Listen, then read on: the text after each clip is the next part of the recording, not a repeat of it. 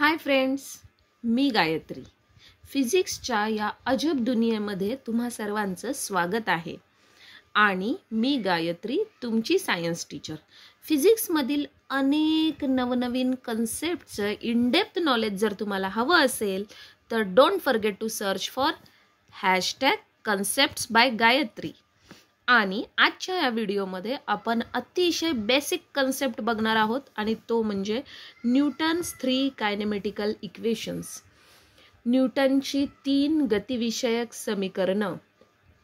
सगळ्या विश्वाचं सखोल ज्ञान, विश्व कसं चालतं, युनिवर्स कसं चालतं, हे आपल्याला या 3 इक्वेशन्स आणि न्यूटनच्या गतिविषयक 3 नियमांमधून बघायला मिळतं. तर न्यूटनची 3 गतिविषयक समीकरणं आपण आजच्या व्हिडिओमध्ये बघणार आहोत आणि 3 नियमांबद्दल आपण एक वेगळा व्हिडिओ बनवूयात, कारण या व्हिडिओमध्ये जर नियमही कव्हर करायचे असतील तर व्हिडिओ खूपच मोठा होऊन जाईल आणि तुम्ही जी की आजची जनरेशन आहात, तुम्हाला लॉंग व्हिडिओचं काय वावगं आहे देव जाणे.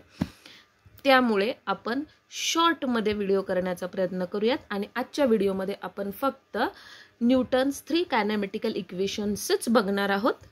ठीक आहे.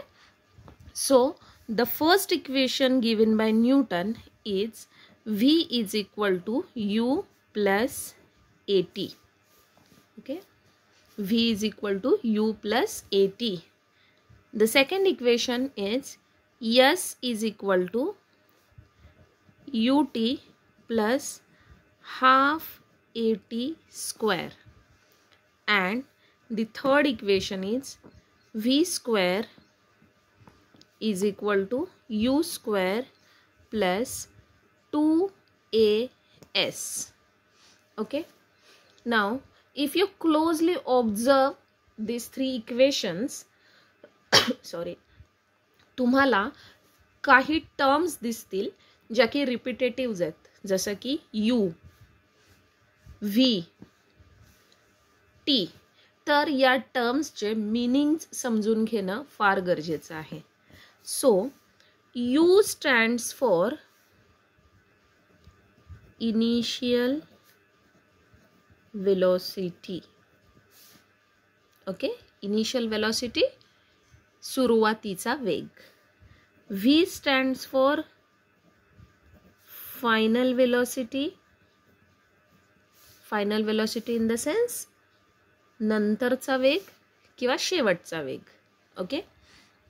Then T stands for time period. S stands for displacement, ज्याला आपण विस्थापनही म्हणू शकतो. A stands for acceleration. बघा मित्रांनो, तुम्ही जर 9वीचं सायन्स, मग ते इंग्लिश मिडियमचं असो, CBSEचं असो, मराठी मिडियमचं असो, आणि 11वीचं सायन्स जर कम्पेअर केलं तर याच्यामध्ये खूप सिमिलॅरिटी आहे. आणि ही 3 गतिविषयक समीकरणं जी पहिल्यांदा तुम्हाला इंट्रोड्यूस होतात ती 9वीमध्ये.